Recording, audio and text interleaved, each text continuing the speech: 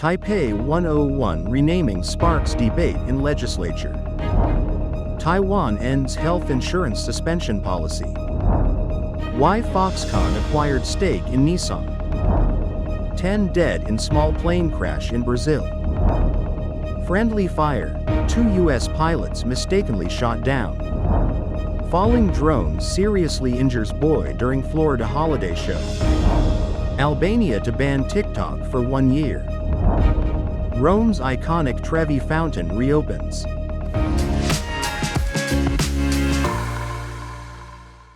Hello, I'm Wade Lee. Thank you for joining us on Funday News. It is Tuesday, December 24th, and here are your top stories. And in local news, DPP lawmakers suggested renaming Taipei 101 to Taiwan 101 to elevate its global status. The proposal gained support from the building's chairman and major shareholders, but opposition lawmakers criticize it as ideological and unnecessary. Effective December 23rd, citizens returning from abroad will automatically resume national health insurance coverage without reapplying. This change, which affects around 210,000 people, is expected to increase annual revenue by 2.3 billion NT dollars. Transition rules applies to those suspended before December 22nd. Foxconn chairman Liu Yangwei emphasized a no-brand, pure contract manufacturing model, but surprised many by acquiring a stake in Nissan. Industry experts believe Liu seeks a global outlet for Foxconn's EV business, as Nissan's sale far outpaced Taiwan's market capacity.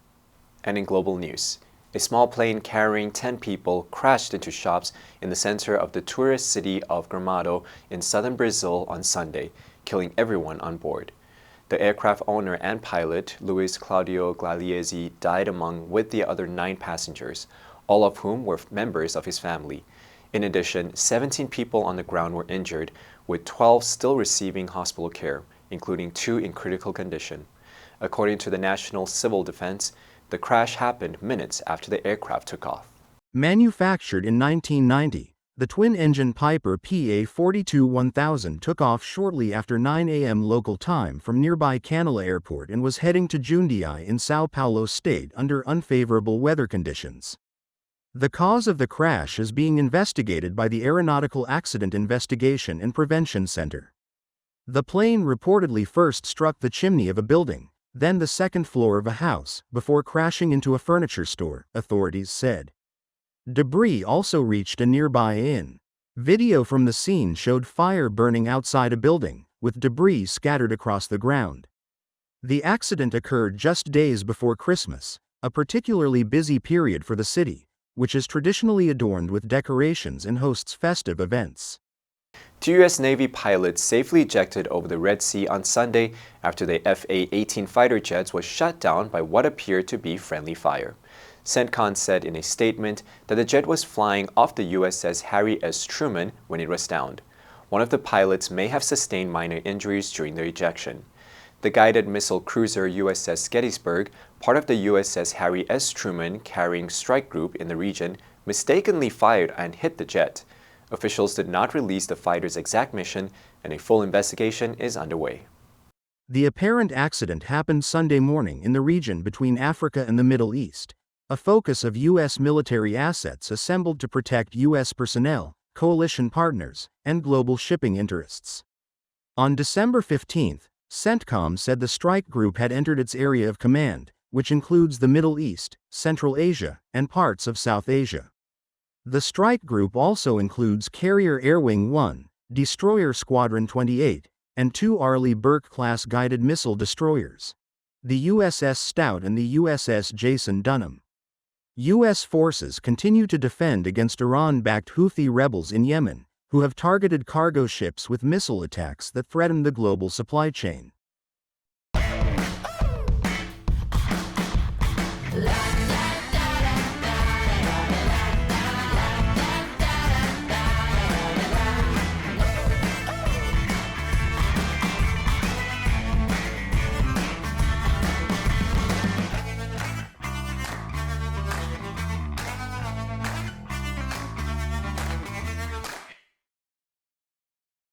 A 7-year-old spectator at a holiday drone show in Orlando, Florida, was seriously injured Saturday night when one of the devices went down and struck him in the chest.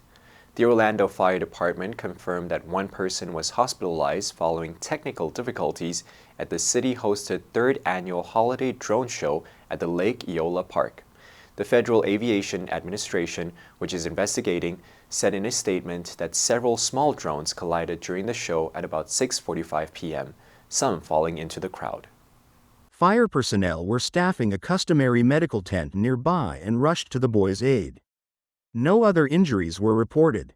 Before the FAA allows such an event, it said it reviews the software to be used, proposed crowd flow maps to ensure people are at a safe distance from the devices, geofencing capabilities to ensure drones stay within a certain area, and staffing.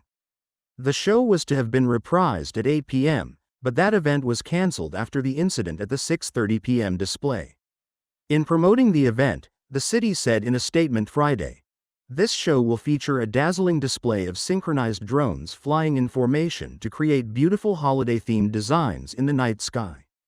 Attendees will be able to sit back and watch the 15-minute light show from the comfort of their own blankets and lawn chairs." The Albanian government plans to block access to TikTok for a year after the killing of a 14-year-old boy raised concerns about social media's influence on children. Prime Minister Edi Rama said the proposed ban will start early next year, particularly blaming the video sharing app for fueling violence and bullying, especially amongst youth. The boy was stabbed to death last month, allegedly by a fellow pupil, with the incident reportedly occurring after an argument between the pair on social media. TikTok said it has found no evidence that either of them had accounts on the platform. TikTok has asked for urgent clarity from the Albanian government over the stabbing. The incident sparked a debate about social media's influence on children, who are the largest group of TikTok users in the country. After meeting parents and teachers, Mr. Rama said, "For 1 year, we'll be shutting it down for everyone. The ban is part of a plan to make schools safer. Authorities have introduced protective measures, including an increased police presence, training programs, and closer cooperation with parents." The Prime Minister's office claimed that in China, TikTok prevents children from being sucked into this abyss. But it claimed Albania is too small to compel TikTok to change its algorithm to avoid promoting the unending hell of hatred, violence, and bullying. Rome's iconic Trevi Fountain reopened Sunday after 3 months of renovations, just in time for the inauguration of the 2025 Jubilee Holy Year, which is expected to draw millions of visitors. The renovation work on the 18th century monument, one of the Italian's capital main attraction, cost €327,000. To avoid overcrowding, the monument will be limited to 400 visitors at a time. Roman's superintendent for cultural heritage said this way visitors will have ample opportunity to observe it and understand the value it embodies. To manage the overwhelming number of visitors and the huge crowd expected for the Jubilee, Rome city officials have been devising a plan to block off the area around the fountain. Visitors will be required to book online and pay €2, $2.20, to enter. Once inside, they will have 30 minutes to enjoy the fountain. During the renovation work, visitors could make their traditional coin toss into a makeshift pool. City lore has it that tossing a coin into the Baroque fountain will ensure a return trip to Rome. The tradition generates an estimated €1.5 million, $1.6 million, annually, which has been donated to the Catholic charity Caritas for the past 15 years. The answer for yesterday was A, custody. The police has taken the suspect into custody for further investigation. Did you answer correctly? Now let's delve into the news of Roman's iconic Trevi Fountain reopens. Number 1, inauguration, 就职典礼, 开幕仪式. The president's inauguration was attended by thousands of people. Number 2, renovation, 翻修,整修. The hotel is closed for renovation until further notice. Number 3, monument, 纪念碑,纪念建筑物. The Lincoln's Memorial is a famous monument in Washington, D.C. Next, we have a multiple choice question for everyone to practice. Which answer would you choose? You can write your answer in the comments section. The correct answer will be announced tomorrow. And that's all for today's Funday News. Be sure to tune into Funday News from Monday to Friday and click the link below to join Funday for free. I'm Wei Li, your host. I'll see you next time.